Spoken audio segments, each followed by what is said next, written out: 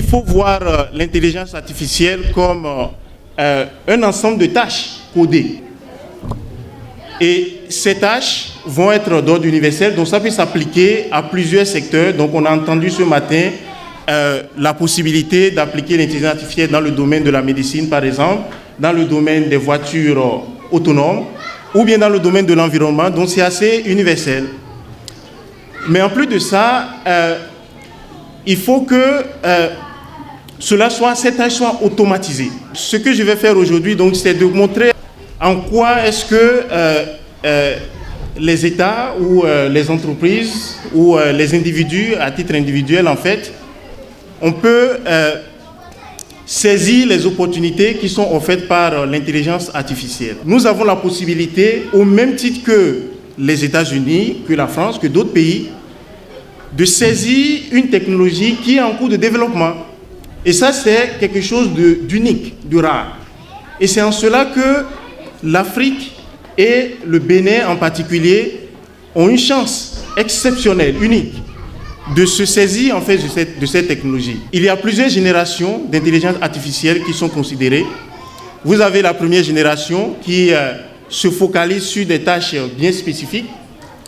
Et aujourd'hui, avec ChatGPT par exemple, ou les autres formes d'applications d'IA associées, il s'agit en fait de tâches ou bien de tâches plus structurées.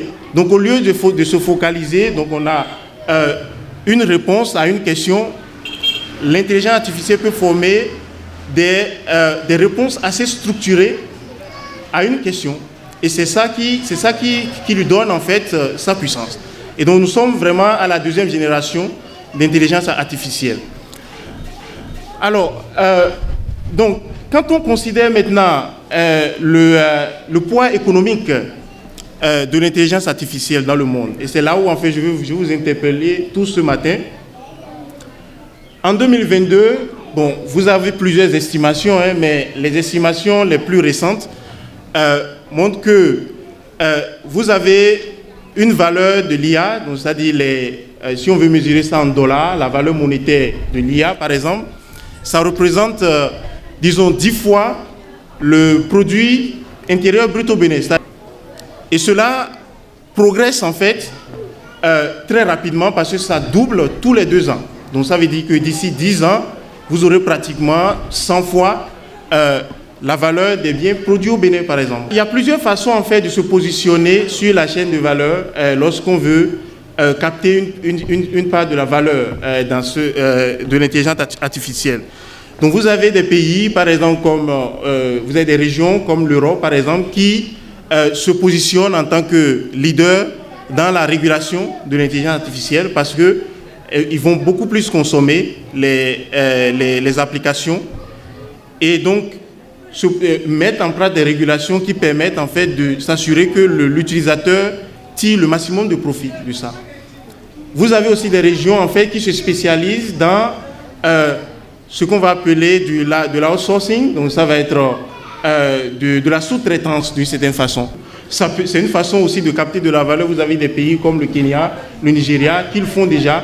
Et donc avoir des codeurs, des gens qui vont traiter les données et qui vont être utilisés justement pour développer des systèmes d'intelligence artificielle.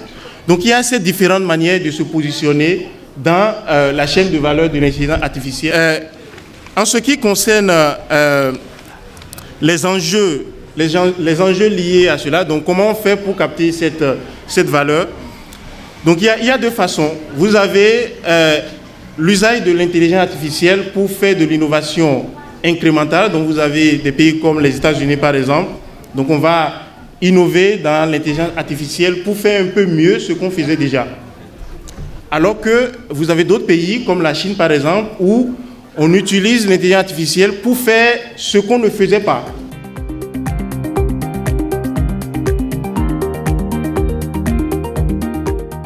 L'intelligence artificielle, quelle garantie pour la protection des données? Ce qui est important, c'est d'être conscient qu'il y a ces enjeux éthiques liés à la technologie et donc de prendre les mesures pour anticiper sur cette technologie. Donc il y a des gens qui réfléchissent déjà là-dessus, il y a des régions qui par exemple en Europe ou même au Brésil, en Chine, qui réfléchissent à ces questions, même ici en Afrique, on le fait déjà. Et donc, il faut se servir de ce sujet-là et faire en sorte que le développement de la technologie se fasse de façon non biaisée, la moins biaisée possible, et de la façon la plus respectueuse. Est-ce qu'il y a une question de curiosité? C'est Joël Barcelone. Je suis économiste de formation. Ma question est un rapport au risque de l'utilisation de l'intelligence artificielle. Effectivement, j'ai présenté la possibilité, il y a effectivement des risques. Ce qu'il faut savoir, c'est qu'il y a deux aspects de la technologie. La première, c'est celle à laquelle je faisais déjà allusion, c'est-à-dire que c'est à des tâches qui s'appliquent. C'est vrai qu'il y a l'idée de développer une intelligence artificielle générale et qui pourrait carrément tout faire. Mais il y a toujours des limites. Et donc ça s'applique à des tâches particulières, donc ça ne va pas totalement remplacer le travailleur. Ce qui est important pour le travailleur dans ce cas-là, c'est de maîtriser l'intelligence artificielle, de s'approprier de la technologie. Parce que ceux qui vont perdre justement, ce sont ces travailleurs qui viennent avec les diplômes d'antan, avec les mêmes compétences, qui n'en savent rien du tout.